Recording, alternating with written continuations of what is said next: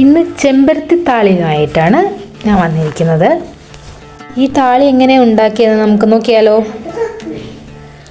അപ്പം തളിര് ഇലകൾ പറിച്ചുകൊണ്ടിരിക്കുകയാണ് ഞാൻ. ഒരുപാടൊന്നും വേണ്ട, നമുക്ക് അത്യാവശ്യത്തിന് നമുക്ക് ഇലകളൊക്കെ പറിച്ചെടുക്കാം.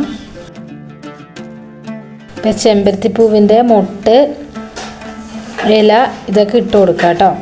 അപ്പോൾ ഇതിൻ്റെ കൂടെ നമുക്ക് കറ്റാർ വാഴ ഇട്ട് കൊടുക്കാവേ. എനിക്കിവിടെ കറ്റാർ വാഴ കുറവാണ്, അതുകൊണ്ടാണ് ഞാൻ ഇടാത്തത്. കറ്റാർ വാഴ ഇട്ടാൽ നല്ലതായിരിക്കും. അപ്പോൾ ഇതിൻ്റെ മൊട്ടും അതിൻ്റെ പൂവൊക്കെ നമുക്ക് പറിച്ചെടുക്കാം കേട്ടോ.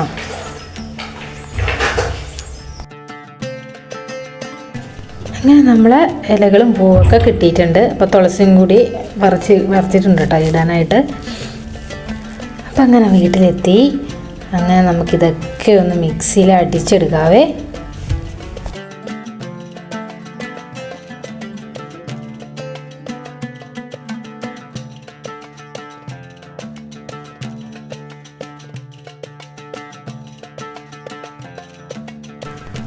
അങ്ങനെ നമ്മൾ മിക്സിയിൽ അടിച്ചെടുക്കാൻ പോകുന്നതിന് മുന്നേ കഞ്ഞിവെള്ളമാണ് കേട്ടോ ഇതിനോട് ചേർക്കുന്നത്.